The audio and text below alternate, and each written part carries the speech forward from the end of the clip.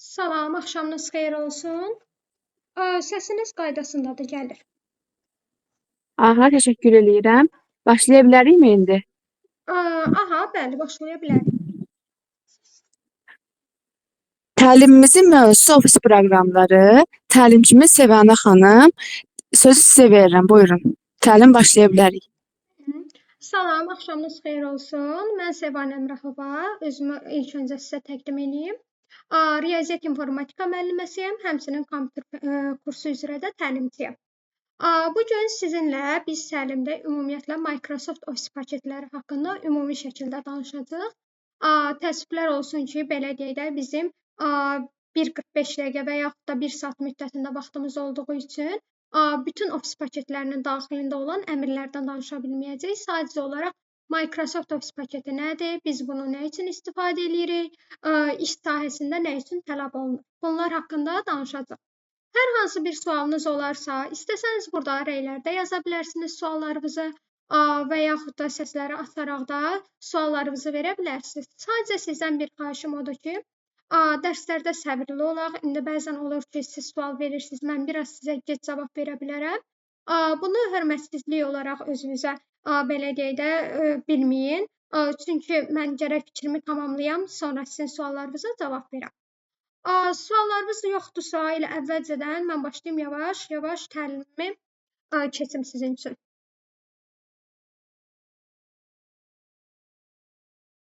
Aha, yaxşı, gəlin başlayaq. Ekranım düşünürəm ki, sizdə görünür, düzdürmü? Ekran görünürmü sizdə hal-hazırda? Bəli, görünür. Aha, əla. Baxın, Microsoft Office paketi nədir? Ümumiyyətlə Microsoft Office paketi proqram təminatına daxildir və inteqrallaşdırılmış paketdir. İnteqrallaşdırılmış paket nədir? Yəni biz bir Office paket, bir dənə proqram yükləyirik. Həmin proqramın daxilində bizə lazım olan bütün proqramlar gəlir. Bütün proqramlarda nələr nəzərdə tutulur? Excel olsun, OneNote olsun, PowerPoint olsun, Access olsun, Word olsun və digər hansı ki Microsoft Office paketlərinə daxil olan proqramlar varsa, onların hər biri onun daxilində gəlir.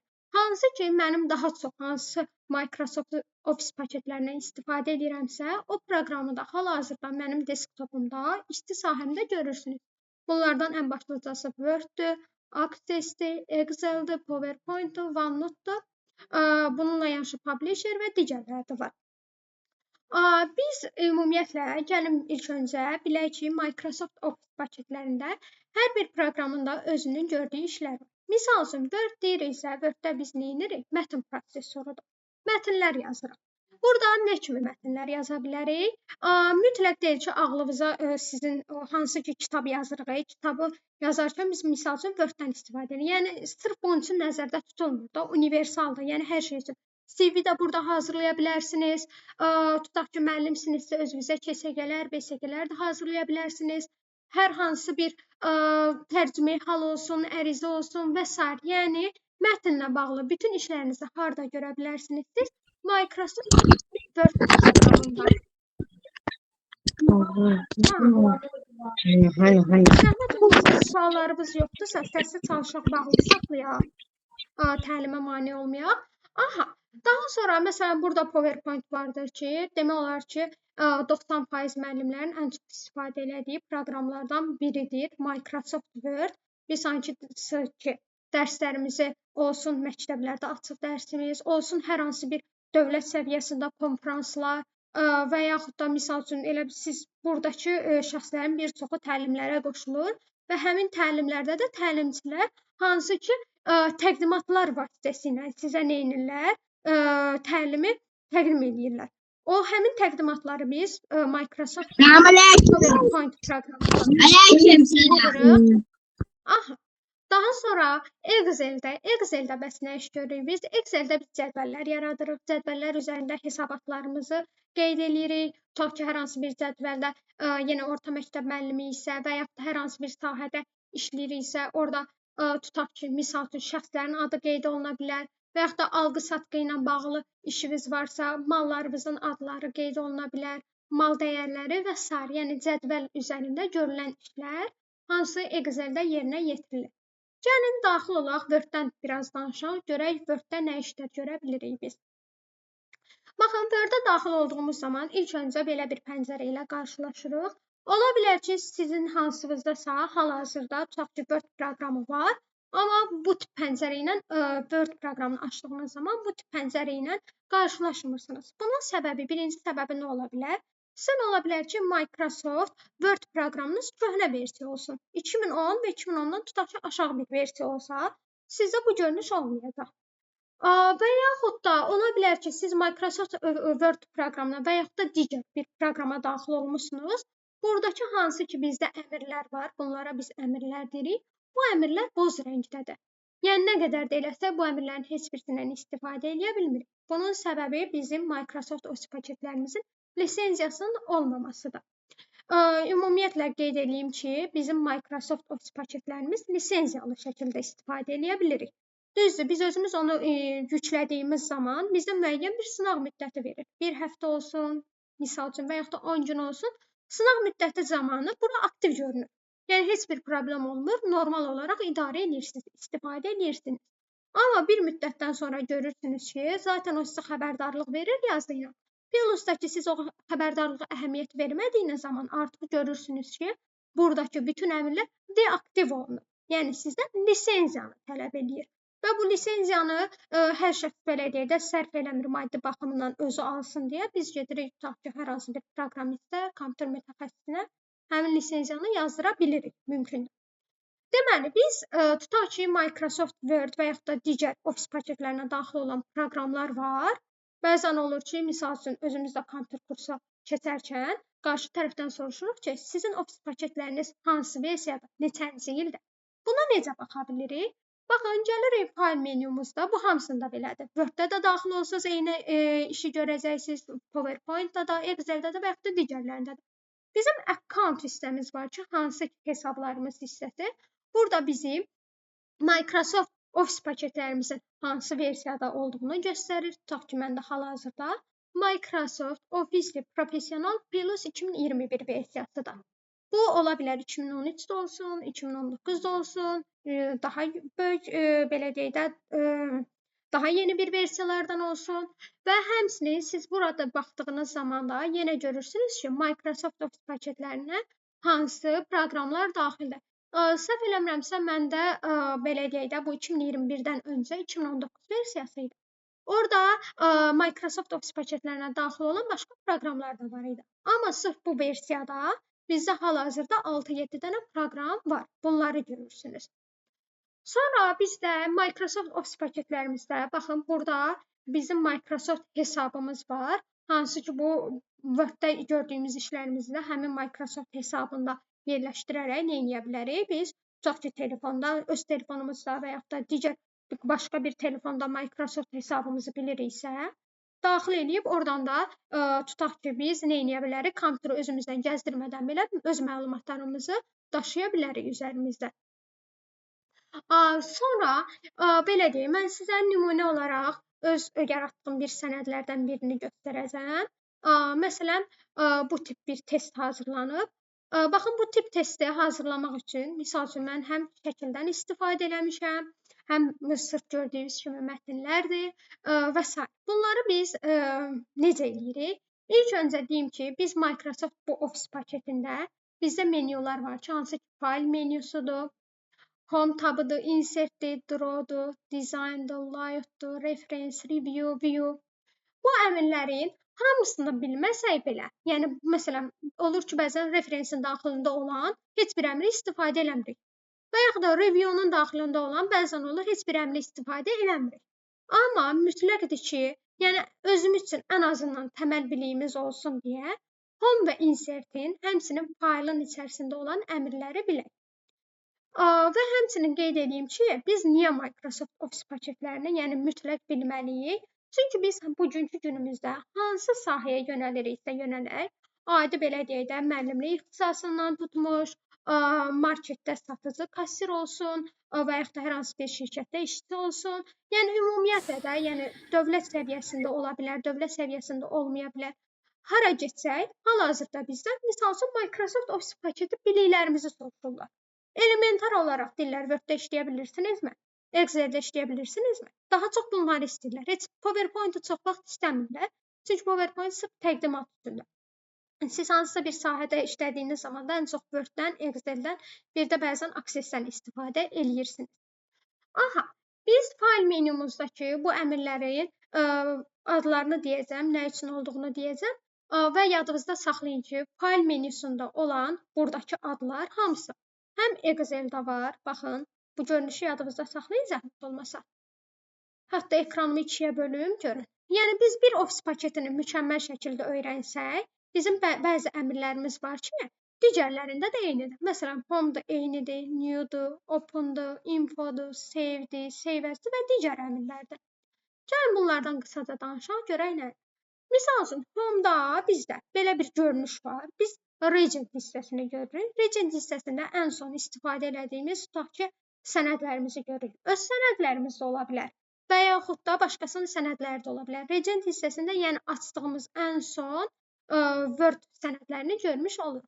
Və həmçinin burada fikir versəniz, bizdə hazır templatelər, şablonlar var.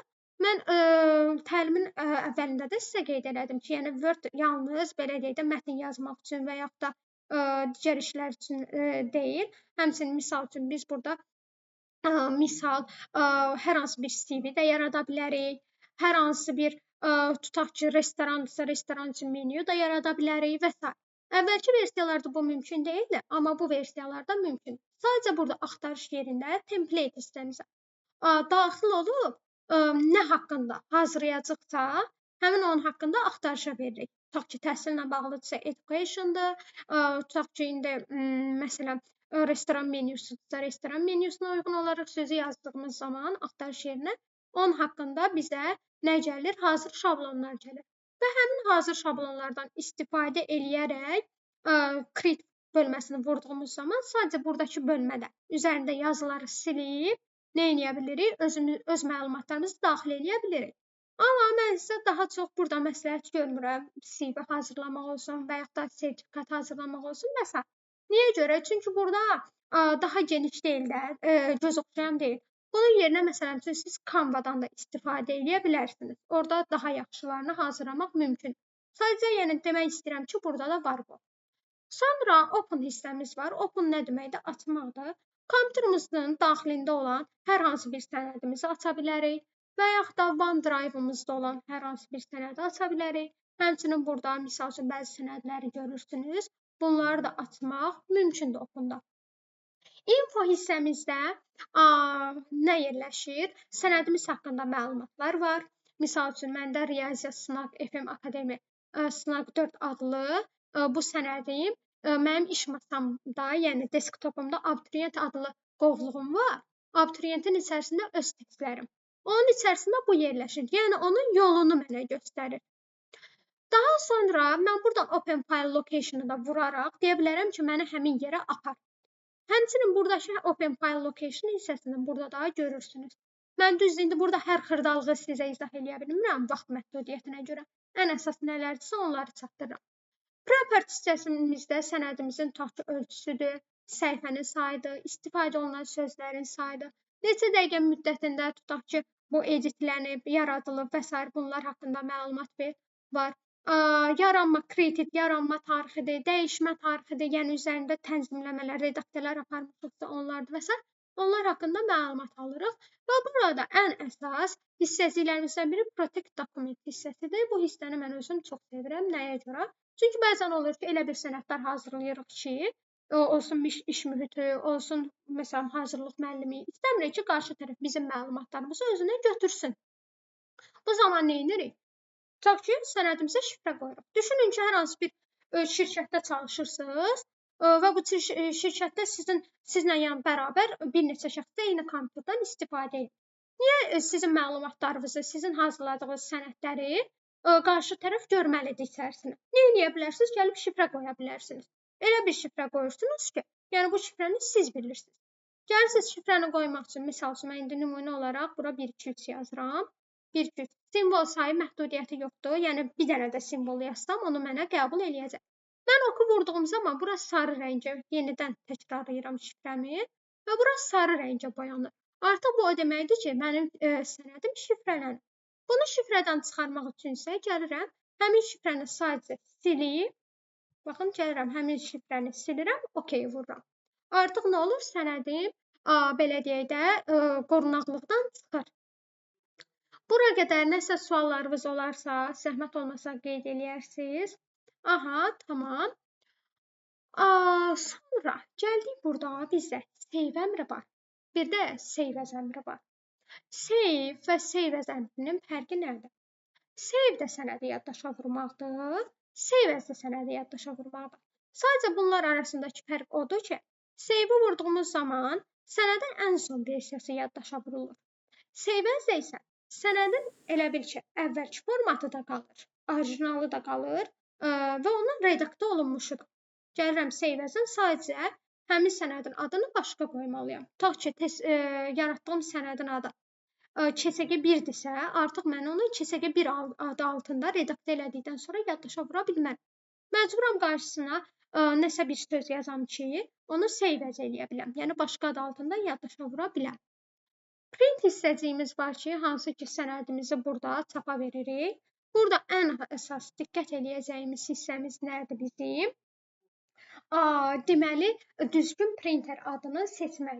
Nəyə görə deyirəm düzgün printer adını seçmək? Baxın, düşünün ki, sizin printerinizin adı Canon firmasına aid bir printerdir. Amma siz gəlib buradan HP-də qalıb bura. Təbii ki də siz sənədi nə qədər də istəsə çapa verə bilməyəcəksiniz. Bunun üçün gəlirsiniz buradan ya printer adını seçirsiniz. İndi bəzən olur ki, printerlər köhnə versiya olur və yaxud da burada printer adınız görünmür. Bu zaman add printerə vurduğunuz zaman gəlib buradan cihaz əlavə et hissəsindən tutaq ki, həmin printerin adını axtarıb, tapıb gətirib burada seçə bilərsiniz. Burada print all page bütün sənədi çapa verməkdir və yaxud da mən custom page hissəsini seçə bilərəm. Custom print, yəni hansı ki mənə lazım olan səhifələri custom. Yəni məsələn 5-ci səhifədir, 3-cü səhifədir və s. Yəni hansı səhifələr lazım idisə onları qeyd edə bilərəm. Bir də current page var ki, burada isə mən nə edə bilərəm? Cari səhifəmə, olduğum səhifəni çapa verə bilərəm. One side sənədləri tək üzlü çapa verməkdir. Collated, uncollated nə deməkdir? Düşünün ki, siz bir neçə nəfərsiniz, getmisiniz sənədi çapa vermək istəyirsiniz. Bir var, misal üçün, nümunə olaraq deyirəm. Birinci, tutaq ki, məsələn, əlinin PDF-i çap olunsun, yəni hansı ki, kopyalatdırmaq istəyir o. Tutaq ki, biri olsun Asif, biri də olsun Vasif, misal üçün. Bir var, bunların eyni anda hər biri üçün birinci səhifələr çapa getsin, sonra ikinci səhifələr çapa getsin, sonra üçüncü səhifələr və s. Bu əmr uncollateddir. Collated nədir? Tutaq ki, məsələn, 50 üçün səhifələr çap olunub gedəcək, bitəcək.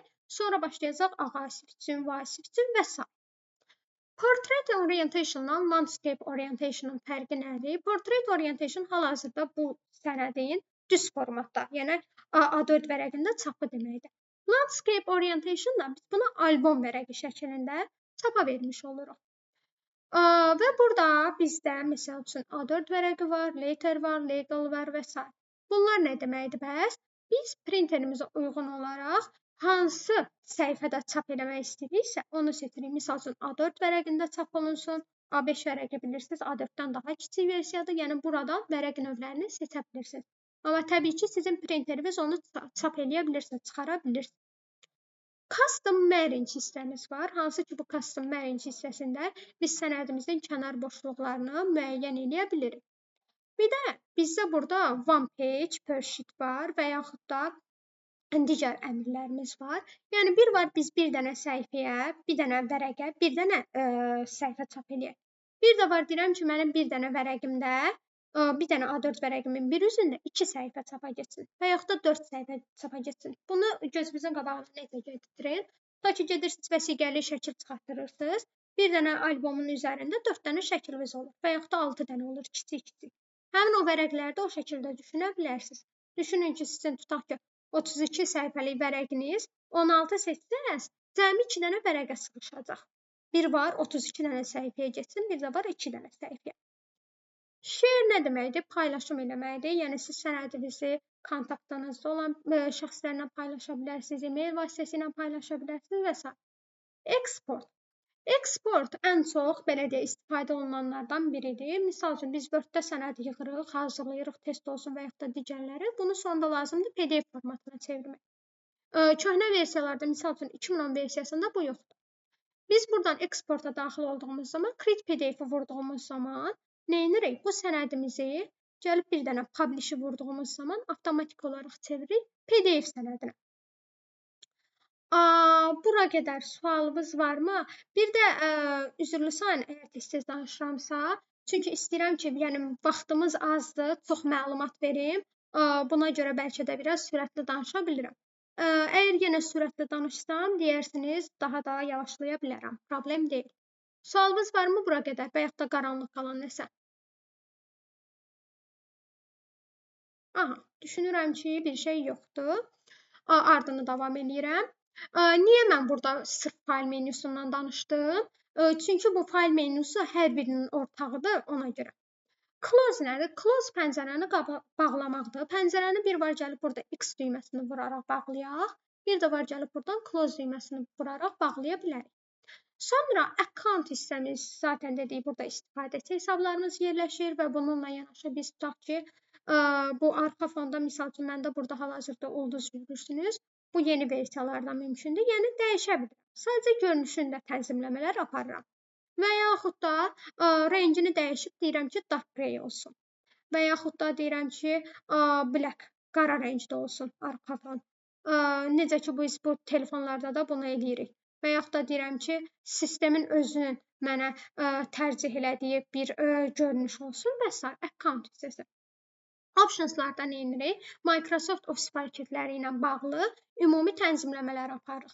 Burada elədiyimiz nə ümumi tənzimləmələr varsa, o nə olur? Gəlir baxın, burada tutaq ki, indi məndə bəzi tabları özüm gizlətmişəm. Məsələn, mailing tabı var ki, onu gizlətmişəm. Hardan gizlətmişəm?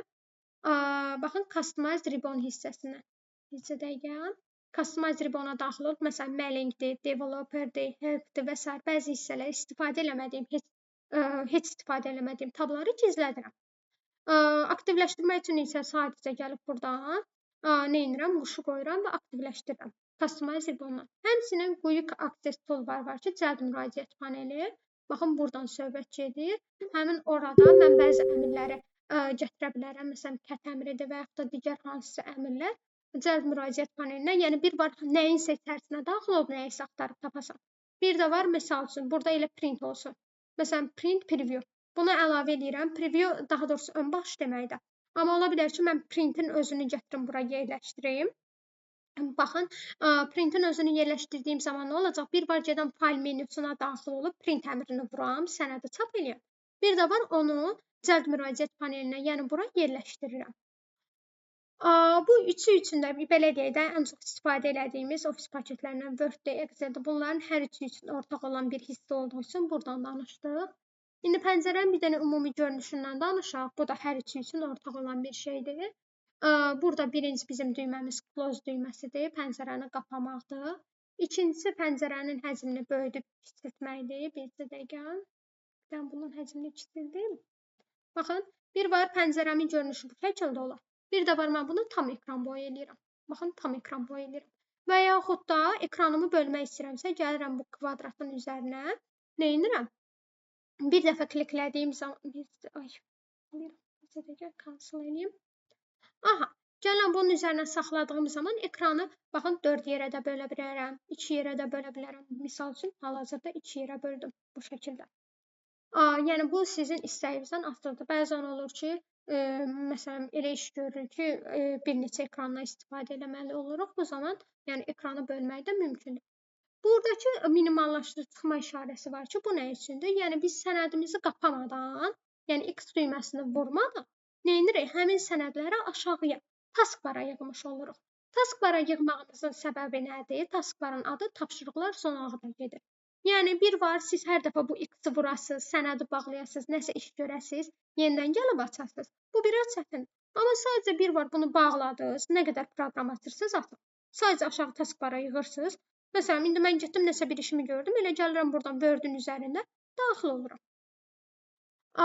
Sonra bizdə burada bu çubuğumuz hərəkət çubuğudur ki, hansı ki biz səhifəmizi bu hərəkət çubuğu vasitəsilə yuxarı-aşağı da eləyə bilərik və yaxud da mousun dirsəyi vasitəsilə yuxarı-aşağı səhifəmizi eləyə bilərik.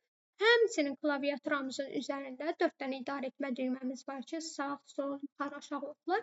Həmin oxlar vasitəsilə də biz yuxarı-aşağı çəkə bilərik. Buradan baxın, hal-hazırda misal üçün həmin ox vasitəsilə mən aşağı-yuxarı eləyirəm. Bununla yanaşı zoom hissəmiz var ki, zoom hissəsi nə deməkdir? Yəni mənim bu işçi sahəm var ki, hansı ki bu işçi sahəmi mən həcmini böyüdüb kiçildə bilərəm. Maksimum deməli baxın burada plusun üzərinə də vuraraq böyüdə bilərəm və yaxud da burada bu mavi rəng yanır. Baxın onun üzərinə basıb saxlayıram, buraxmadan sona qədər çəkirəm və yaxud da minimallaşdırıram. Maksimum 500%-ə qədər, minimum isə 10%-ə qədər oranı kiçiltmək mümkündür. Normal amma rejimimiz, yəni normal faizimiz 100%-ə saxlamaq daha məsləhətdir. Sadəcə bəzən olur, görməmizdə problem olur və s. O zaman məcburən yaxınlaşdırmalı oluruq. Bizdə 3 dənə görünüş rejimimiz var ki, birinci görünüş rejimimiz read mode rejimidir. Hansı ki bu sənədi belə deyək də oxu rejiminə salır. Sanki kitabı vərəqləyərmiş kimi biz burada nə edirik? Sənədimizi vərəqləyirik. Bu oxlar vasitəsilə də vərəqləyə bilərik. Baxın, sağ və sol oxlar vasitəsilə və yaxud da klaviaturamızın üzərində olan düymələr vasitəsilə də, sağ-sol düyməsi vasitəsilə də biz keçidlər eləyə bilərik. Bu rejimdən çıxmaq üçün ya gəlib buradan X düyməsini klikləməliyik, ya da klaviaturamızın üzərində olan ESC düyməsi var ki, Escape düyməsi. Bunlardan birini istifadə eləyə bilərik. Ortadakı düyməmiz bizim print layout əmrimiz, daha doğrusu print layout əmridir. Bu print layout əmri bizdə normal rejimdir. Bir də web layout rejimimiz var ki, bu da web. Yəni tutaq ki, misal üçün bu sənədi webə yükləsək və yaxud da web şəklində necə görünür? Ona ön baxış eləmiş kimi də ola bilərik.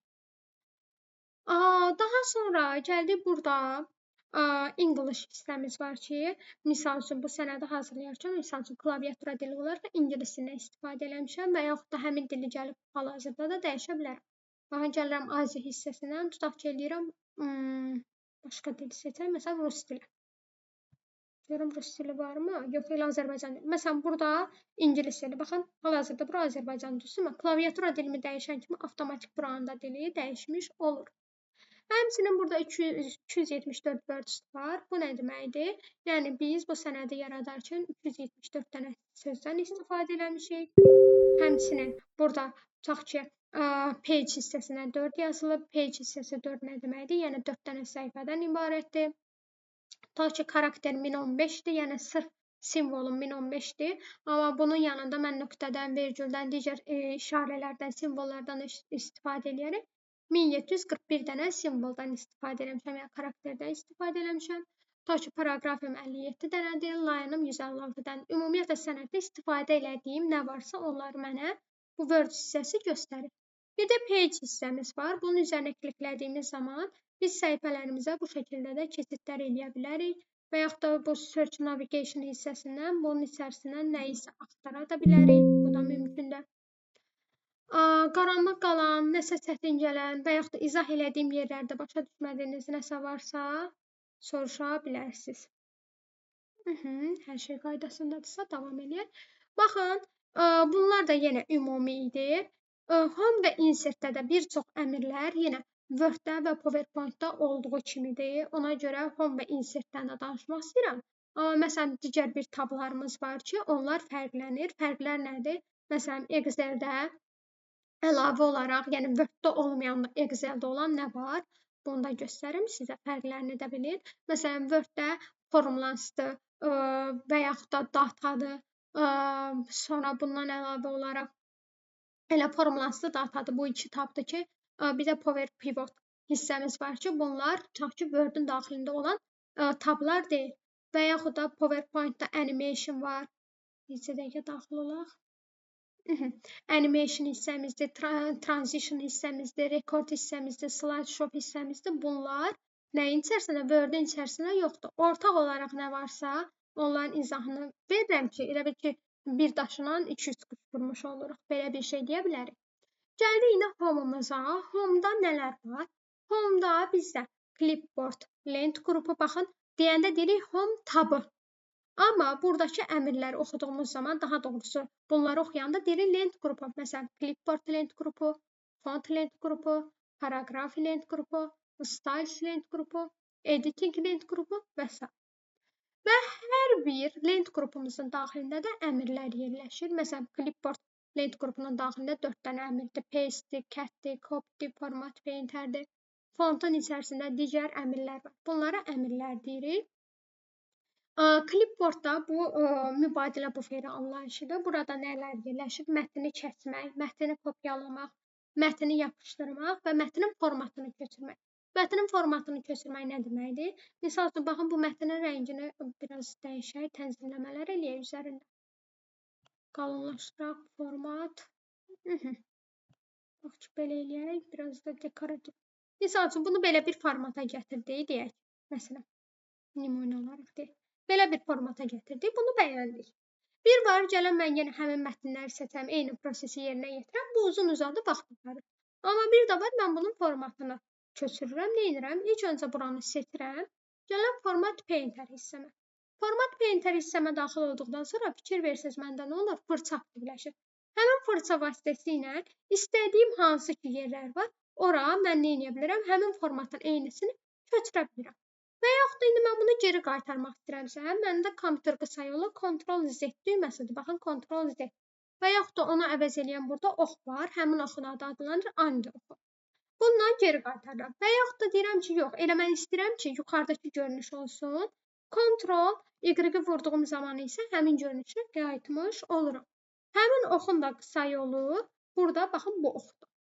Sağa baxan ox, onun da adı adlanır red ox. Ctrl-Y-də. Baxın, geri qaytardım, geri aldım. Cut mətni kəsməkdə, hansı ki, adi WhatsApp-da da kiməsə mesaj yazdığınız zaman, bəzən olur, mesajı kəsirsiniz və ya da kopyalayırsınız, qarşı tərəfə göndərirsiniz. Mətni də yapışdırmaq üçün nə edirik? Ctrl-V-dən və ya da paste əmrindən, buradakı paste əmrindən istifadə edirik. Gəldik font hissəmizə. Font hissəmizdə kalibri hissəmiz nə deməkdir? Yəni, mətnimizin fontunu, şriftini dəyişmək. Baxın, gəlirəm indi buradan. Məsələn, deyirəm ki, bu şəkildə görünsün. Yəni, hansı formatı istəyirəmsə götürürəm. Bir də nəzərə alaq ki, əsas rəsmi iş yerlərində və s. bizdə istifadə olunur ən çox kalibridir, Times New Romandır, Arialdır. Bunlardan daha çox istifadə olunur. Burada yazımızın punktu görükür. Yəni, məsəl üçün, mən burada 14 punktdan istifadə eləmişəm və yaxud da ən kiçik olaraq 8 punktdan və yaxud da 72 punktdan istifadə edə bilərəm. Yəni, yazının həcmini böyüdüb kiçildə bilərəm. Yazının həcmini böyüdüb kiçiltmək üçün başqa cür isə biz nə etməliyik? Böyük kağıddan və yaxud da kiçik kağıddan istifadə edərək də nə edirəm? Yazının şriftini böyüdüb kiçildə bilirəm. Mətni qalınlaşdırmaq üçün Ctrl-B, qısa yolu Ctrl-B-dir və yaxud da B-nin üzərinə kliklədiyim zaman mətnim qalınlaşır. Maili yazmaq istəyirəmsə italik əmrindən istifadə edirəm. Altdan xətt çəkmək istəyirəmsə underline əmrindən istifadə edirəm və bu underline-ın növləri var, xəttin növləri var. Qırıq-qırıq olsun, dalğalı xətmi olsun, rəngini təyin edirəm. Tutaq ki, misal üçün, yaşıl xətmi olsun, mavi xətmi olsun. Bunların hamısını nə edirəm? Təyin etmiş oluram buradan. Daha sonra həmçinin yazımın üzərindən xətt çəkə bilirəm. Bir dənə buradakı əmrlərdə, baxın, burada bunun qısa yolu, yəni qalınlaşdırmanın qısa yolu Ctrl-B-dir, mailidə Ctrl-I-dir, altdan xətt Ctrl-U-dur. Bir dənə üzərindən xəttin qısa yolu yoxdur. Bu əmri istifadə etmək üçün gəlib mütləq üzərinə klikləməliyik. Daha sonra, misal üçün, burada indi riyaziyyat testi ilə görürsünüz siz. Məsələn, bəzən olur ki, biz hər hansı bir dəyişənin ayağında, yəni indeksində hər hansı bir ədəd yazmaq istəyirik və yaxud da onun qüvvətində hər hansı bir ədəd yazmaq istəyirik. Bu zaman nə edirik? X ayağında 2-dən və yaxud da X ayağında X-in qüvvətində olan 2-dən istifadə edirik və bu 2 mütləq deyil, işi yazılsın. Sadəcə olaraq, yəni qüvvətlə indeksi fərqləndirmək üçün o şəkildə 2 yazıblar. Və qısa yolu qüvvətin Ctrl-Shift plusdur. Həmçinin indeksdə isə Ctrl-Shift plus altdan xəttdir. Daha sonra yazımızı dekorativ şəkildə yazmaq istəyiriksə, bu zaman nə edirik? Burada dekorativ yazı tiplərindən seçə bilərik. Mətnimiz isə yazımızın içərisində hər hansısa hissəni ön plana gətirmək istəyiriksə, highlight əmrindən istifadə edə bilərik. Burada mətnimizin üzərində hər hansı bir tənzimləmələr, dəyişimlər eləmişiksə, bu zaman bunun formatını geri qaytara bilərik. Yazımızın daxilinin rəngini dəyişə bilərik. Misal üçün, mən gəlib buradan eləyirəm ki, indi hal-hazırda qırmızı görürsünüz. Mən deyirəm bu olsun, tutaq ki, qara rəng və yaxud da başqa rəng. Bir də burada əmrlərimizdən bir dənə bu hissəmiz qaldı. Buranı da deyək. Sentence case cümlənin ilk hərfini böyütmək deməkdir. Lower case bütün cümlə nə varsa hamısını kiçilt deməkdir. Uppercase hamısını böyüt deməkdir. Capitalize hər sözün ilk hərfini böyük hərfinə yazmaqdır. Toggle case isə hər sözün ilk hərfini kiçik yazıb, yerdə qalanları isə böyük yazmaq deməkdir. Paraqraf hissəmizdə adətən biz abzasla bağlı tənzimləmələr aparırıq. Tutaq ki, abzasın qarşısına hər hansı bu belə deyək, işarələrdən istifadə edib yazılarımızı digərlərindən fərqləndirə bilərik və yaxud da nömrələyə bilərik. Burada rəqəmlə nömrələyə bilərik. Rum rəqəmi olsun. Azərbaycan əlifbası. Azərbaycan deməyək də burada adətən ingilis əlifbasından istifadə olunur. Yəni əlifba, böyük, kiçik əlifbadan və sair istifadə edirlər. Sonra yazım, tutaq ki, buradakı mənim yazım. Sözüm sağdan başlasın, ortadan başlasın və yaxud da tam düzləndirmə olsun. Bunu buradakı əmrlərdən istifadə edirik. Sətirlər arası məsafəni təyin etmək üçün isə line spacing hissəsinə daxil olmuş oluruq. Baxın, sətirlər arası məsafəni təyin etmiş oluram. Sonra burada digəri bir var yazını ön plana çıxarmaq, bu şəkildə rəngləmək, bir də var yazını arxa fonunu rəngləmək. Baxın, məndən misal üçün yazı hissəm kiçik idi də. Amma mən burada gəlib bu əmri seçdiyim zaman, tema colors-u seçdiyim zaman arxa fon həmin hissə bütöv şəkildə rənglənəcək. Yuxarıdakı ilə aşağıya baxsaq, fikir versəz, görəcəksiniz. Yuxarıda sırf yazının üzəri rənglənir. Aşağıda isə həmin yazının arxa fonu rənglənmiş olur. Sonra biz cədvəl yaratmaq istəyiriksə, burada sadə cədvəllə bağlı əmrlərdən istifadə edə bilərik. All borders bütün yazını cədvəl halına gətirməkdir. Tutaq ki, left border soldan düz xətt çəkməkdir. Top border yuxarıdan, bottom border aşağıdan və sair xəttləri çəkmək mümkündür burada. Bir də A-dan Z əmrimiz var. A-dan Z nə deməkdir? Düşünün ki, hər hansı bir sahədə işləyirsiniz. Yenə qeyd olunduğu kimi məktəb ola bilər, başqa yer ola bilər və fərqi yoxdur. Sizə bir siyahı verilir. Siyahıda deyilir ki, şəxs adları əlifba sırası ilə düzülsün. Bu zaman nə edirsiniz? Gəlirsiniz, məsələn, buradan yazaq bir şəxs, məsələn, olsun Zəhra, baxın Zəhra, sizə şrifti dəyişək, Zəhra, Asim, sizə gəl, aşağı,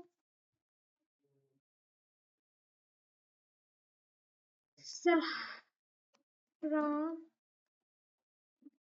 növbəti sətir, Asim, Vasif, Ümid, sonra Yasəmən, hərf səhv olsa üzrlü sayın, Leyla və s. Tutaq ki, mən istəyirəm A-dan Z olsun da, biz əlifba sırası ilə olanda bilirik ki, A hərfi gəlməlidir, sonra B, C, D, Y və s. İndi mən bir var oturam, o əmrləri bilməsəm, məcburam ki, oturub bir-bir həmin şəxslərin adını bir-bir yazam. Bir də var, bu əmri mən bildiyim zaman bilirəm ki, exceeding A-dan Z nə deməkdir? Exceeding isə Z-dən A-ya deməkdir. Exceeding əmrini seçirəm. Niyə? Çünki A-dan Z-ə düzmək istəyirəm. Baxın, A-dan Z-ə doğru düzüldü. Bunun əksini istəyirəmsə, Z-dən A-ya düzürəm. Və yaxud da ədədlərin artma azalma sırası. Artma sırası balacadan böyüyə həmin ədədlər hissəsini seçirəm, exceeding vururam. Yox, böyüdən kiçiyə düzmək istəyirəmsə, bu zaman exceeding əmrini seçmiş oluram. Styles hissəmiz nədir? Styles yazılarımızın yeni görünüşü ilə bağlı tənzimləmələr aparmaqdır. Baxın, gəlirəm, misal üçün, bu hissəni seçirəm. Bu hissənin yazı görünüşünü təyin edirəm burada. Baxın, gəlirəm, daxil olam. Hazır stillər verilir mənə. Hansı stili istəsəm, misal üçün, seçə bilərəm buradan style hissəsini. Find nə deməkdir? Find axtarışdır. Tutaq ki, bu sənədimin daxilində olan hər hansı bir sözü axtara bilərəm. Go to. Misal üçün, mən hal-hazırda fikir versəz, baxın, qayıtdım birinci səhifəyə. Amma keçid eləmək istəyirəm 3-cü səhifəyə tutaq ki. Gələm go to əmrinə, sadəcə burada plus 2 yazıram. Plus 2 o deməkdir ki, mən 2 səhifə qabağa gedim, yəni 3-cü səhifəyə gedim. Onun yerinə -2 yazsam, baxın -2 yazsam məni qaytaracaq geri. -2 yazıram, qoltuğunu vururam, məni qaytarır birinci səhifəyə. Sadəcə 5 yazsam, o deməkdir ki, sırf məni 5-ci səhifəyə aparır. Deməli, plus irəli aparır, minus geri aparır. Amma nə plus, nə minus yazdığımız zaman isə sırf yazdığımız səhifəyə, cari səhifəyə bizi aparır. Sonra burada replace əmri var. Replace nədir? Bir sözü digər sözlə əlavə eləməkdir. Misal üçün, gəlirəm burada Zəhra sözünü seçirəm. Zəhra və yaxud da sözlə yazılır. Zəhra. Zəhra sözünü dəyişib eləmək istəyirəm Sevani adı ilə. Sevani. Gəlirəm, nə edirəm? Bir dənə replace vurdum. Baxın, avtomatik çevrilir. Bir dəfə də yes-i vururam, tartı getdi. Artıq mənim burada Zəhra adım Sevani adı ilə dəyişmiş oldu. Select nə deməkdir? Yəni sənədin daxilində olan müəyyən hissəni seçmək, mətnin müəyyən hissəsinə baxın, misal üçün belə seçə bilərəm. Qısa yol olaraq F8 düyməsindən 2 dəfə vuranda sözü seçirəm, 3 dəfə vuranda cümlə, 4 dəfə vuranda tutaq ki, abzas, 5 dəfə vuranda isə bütöv mətni seçirəm. Başqa bir yolu mouse'un deməli sol düyməsini vuraraq da nə edə bilərəm? Müəyyən hissəni seçə bilərəm. Belə, sizlə belə deyək də, fayl menyusu, home tabından danışdıq. Fayl menyusu da, home tabı da həm Excel-də, həm Word-də, həm PowerPoint-da demək olar ki, əmrləri eynidir. İndi bir-iki əmr misal üçün Word-də fərqlidir, bir-iki əmr PowerPoint-da fərqlidir. Amma ortaq olaraq hamısı üçün eyni olan hissəni danışdıq. Zaten ən çox istifadə elədiyimiz də Word-də fayldır, home-dur. Amma təəssüflər olsun ki, mən bugün insert-i sizə danışa bilmirəm. Çünki insert-i danışsam, bir hələ bundan sonra yarım saat da var ki, bunların hər birini xırdalığına izah eləməyə, həmçinin də digər tablara. Amma bir 5-10 dəqiqədə sizə ayırıb, nəsə suallarınız varsa, həmin sualları cavablandıra bilərəm.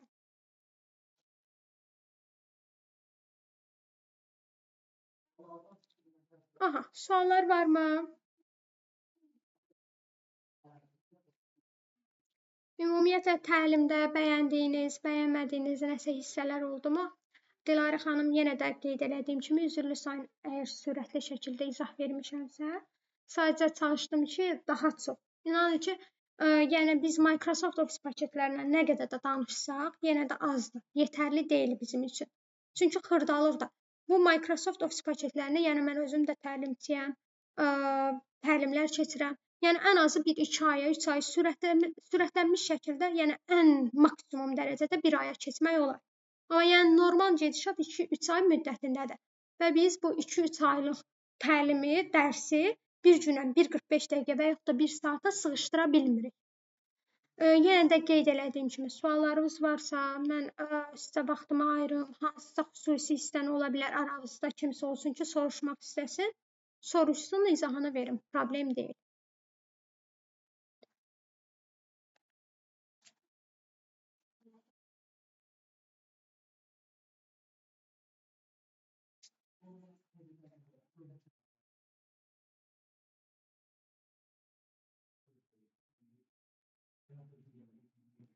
Aha, gördüyüm qədərilə heç kimin sualı yoxdur. Yaxşı, ondan mən sizə belə bir sual verim. Bir var, sual olmasın, nəyə görə? Microsoft Office paketi haqqında heç bir məlumatımız olmasın və suallarımız olmasın. Bir də ola bilər ki, Microsoft Office paketlərini çox mükəmməl şəkildə bilək və bizim suallarımız olmasın. İndi sizcə hansıdır? Bilirikmi, sualımız yoxdur, yoxsa bilmirik deyə ümumiyyətlə sualımız yoxdur? Hansıdır sizdə? Salam. Salam Əlva, axşamınız xeyir olsun. Belə deyəydim, mən bilirəm, sualım yoxdur. Biraz da mətin təkrar oldu. Mən çoxbat o zamanlar biz Excel-də işləyirik deyənə, Word-dən biraz uzaqlaşmışam. Baxmayın, yadıma düşdü çox şey. Çox sağ olun. Gözəl də izah elədi, çox sağ olun.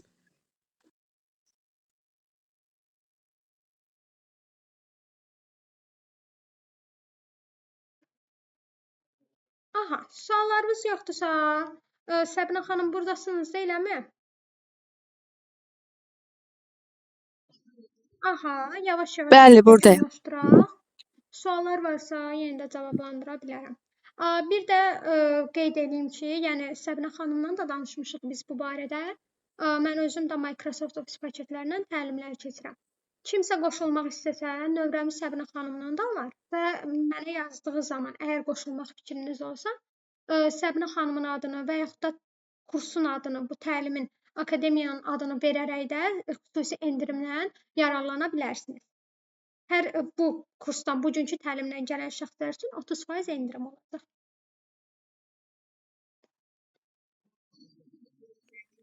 Təşəkkür eləyirəm Səvanə xanım, dəvətimi qəbul edib dəyərli vaxtınızı ayırdığınız üçün. İştirak edən hər bir özümüzə təşəkkürümü bildirirəm.